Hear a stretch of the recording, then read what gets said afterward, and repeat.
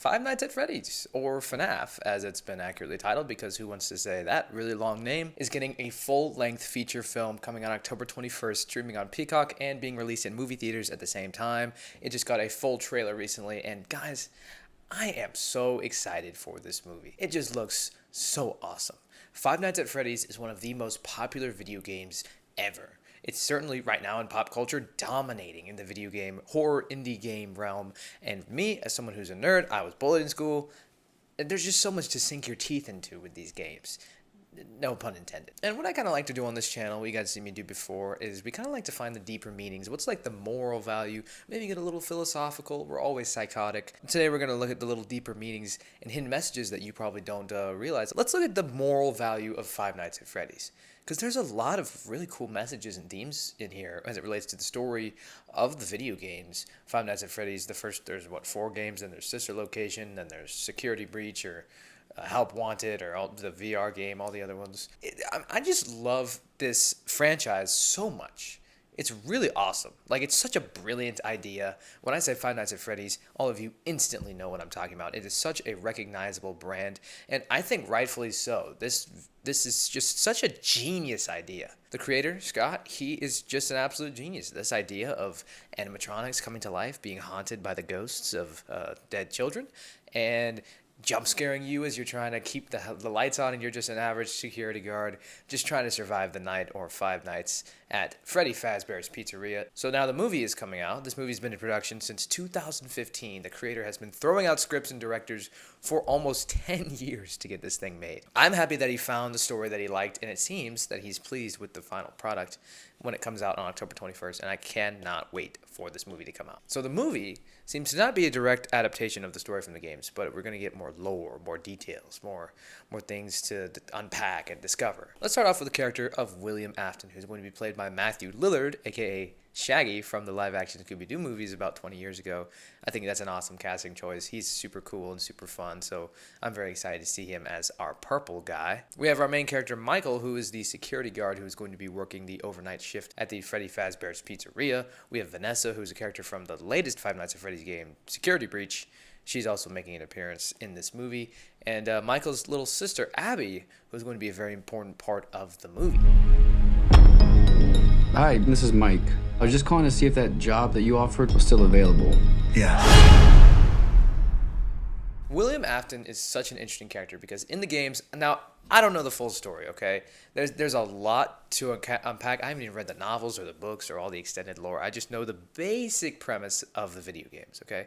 Maybe a little bit more than the basic premise, but I know it's the story of William Afton going on a crazy spiral descent of ambition and aspiration and spiraling down into madness as he goes on a murdering spree, killing children and stuffing their souls into animatronics, where they ultimately take revenge against him. There's this thing called Remnant, which is, I don't fully know the story of that. I hope there's some Five Nights at Freddy's hardcore fans watching that can help me out with anything that I get wrong in this video, but this is such an interesting story.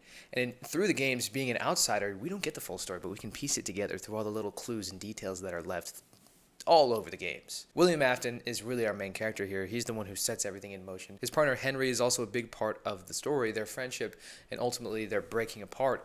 It's just, if you haven't seen Game Theory's they did a full 3-part series on the story of Five Nights at Freddy's in their opinion, from their perspective. I would highly recommend you go watch that, because I watched that. It helped me a lot with the story, because I've just been hearing about the lore and all the extended stuff for years now, and I had no idea what it meant. I was like, there's lore to Five Nights at Freddy's? I thought it was just a scary video game. So that was also very helpful for me, so I hope it'll be helpful for you. There's a really cool message in this story here, and it really ties into the movie as well. I know that this is going to be a deeper message that's explored in the movie, and there's some pretty powerful messages, themes of anger and rage, the dark side of ambition.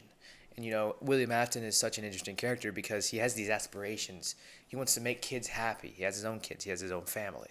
And then things start spiraling out of control. His ambition blinds him from reality and from truth, and it gets the better of him. And then he just becomes obsessed.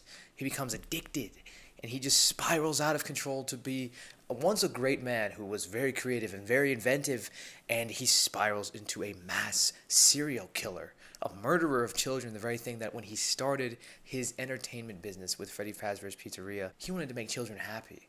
He wanted to put smiles on their faces, just give them joy. And by the end of his story, he's murdering children. And he's obsessed with just staying alive so he can regain revenge, terrorize children. And it's just a really tragic story, but it's one that is a very, there's some valuable lessons in there. It's really, really cool. I love the Five Nights at Freddy's story. And it seems that we're going to get some of that very much carried over into the movie.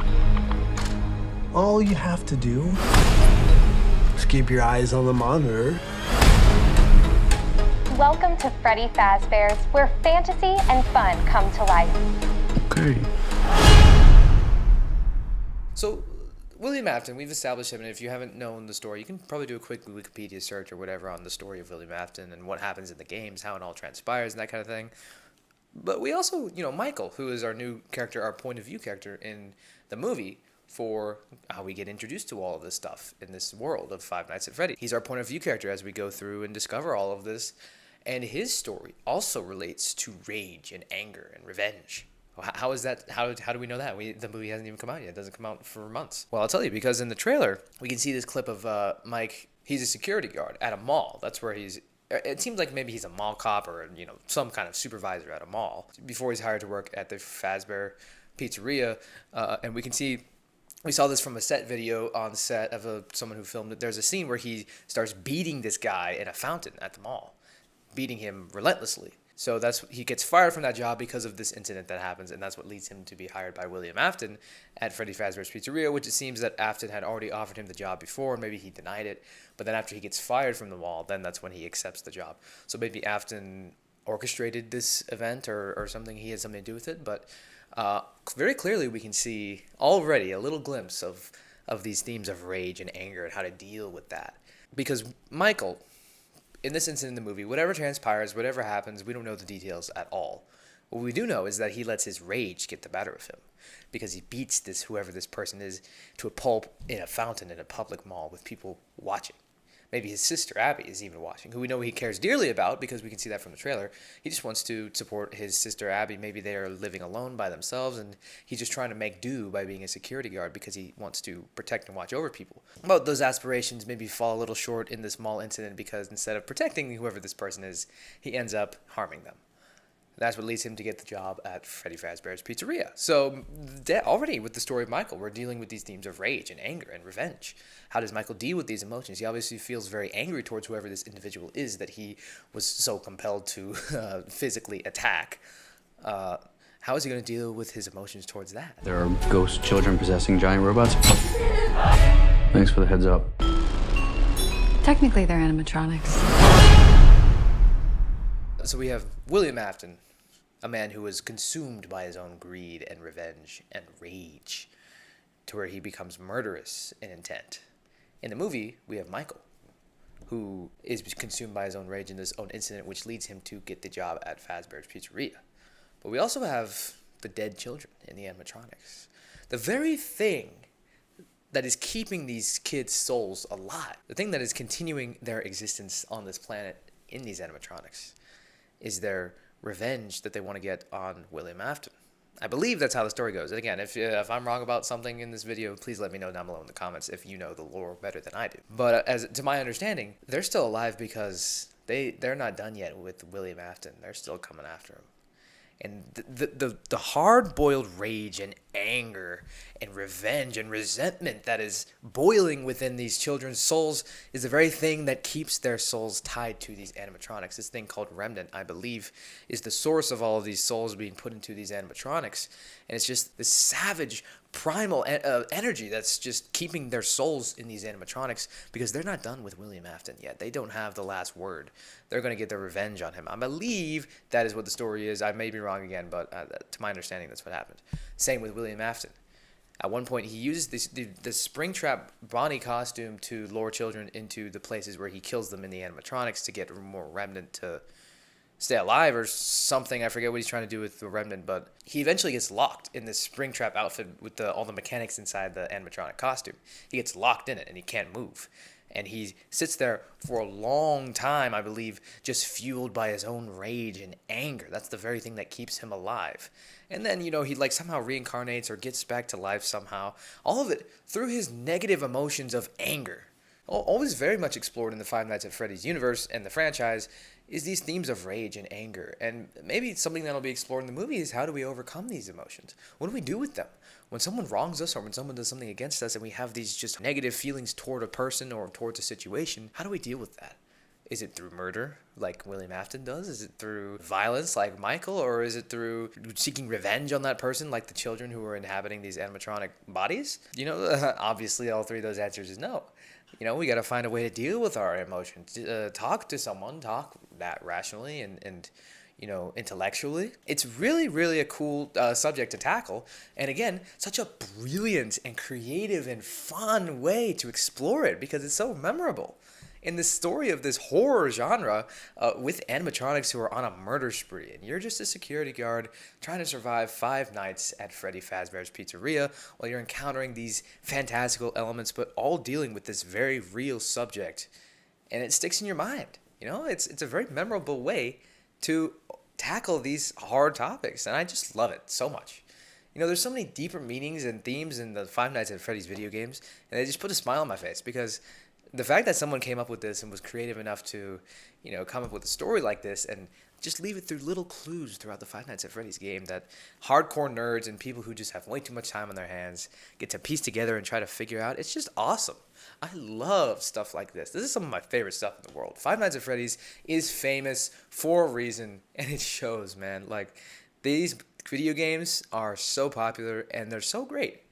Every single one has such a fun play style. It's a simple idea. It's very easy to understand, easy to digest, and it's so fun. It's just what a fun way to experience something like this and just a fun idea. Animatronics coming to life, killing people.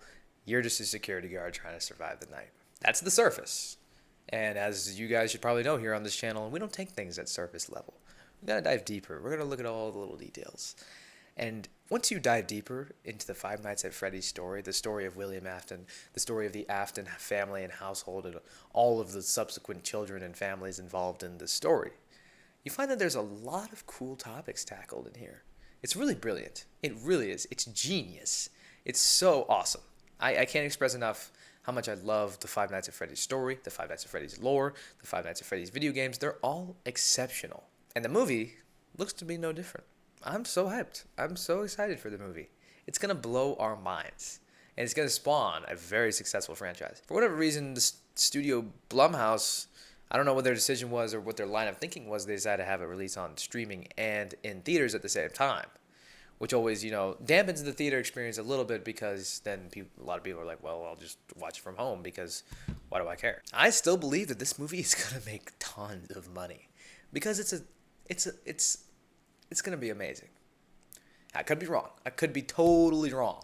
I could just be totally out of line, and I could be saying all this stuff, and when the movie comes out, it's bad, and there's not any of this stuff that we just talked about explored in the movie at all, and it's just a lame, boring movie cash grab that doesn't, really have anything to do with the games. That could be true, and I'll be willing to accept that if that happens, but as of this point, and as of the first teaser trailer, the full trailer, all the subsequent pictures and images that have been released, from what I've been seeing, everything looks to be pointing towards the fact that this movie is going to be pretty awesome. So there you go. There's the deeper meanings and hidden messages in the Five Nights at Freddy's movie. I hope you enjoyed this video. I really enjoyed talking about this because I love movies. This kind of stuff just gets me going. It's so awesome. Such a fun thing to do, I'm very happy that something like this exists because it's so creative. This is the kind of stuff that I love to talk about. So, if you're excited for the Five Nights at Freddy's movie, even if you're not excited for the Five Nights at Freddy's movie, be sure to let me know down below in the comments. What do you think about everything I said in this video? Did I get stuff wrong with the lore? I probably did. There's a lot to cover, guys. It's a lot to think about. I can't handle it all. I've got too many other fandoms to try to keep up here in my mind. My mind can only hold so much. And even in just this one franchise, there's so much to unpack and so much to uncover. So, anything I got wrong, be sure to let me know down below in the comments. I hope you're a Five Nights at Freddy's fan, because you should be. Why wouldn't you be? You have absolutely no reason. I can't wait for this movie. I hope you can either. And if you like this video, then be sure to subscribe and turn on notifications if you're into that sort of thing, so you can be notified whenever I come out with a video, because I'll probably be talking about Five Nights at Freddy's lots more until the movie comes out. With that said, please click right here on my face to check out another video by me. I know you'll like it because YouTube recommended it to you. That's pretty fun. I will see you guys in my next video. Bye-bye.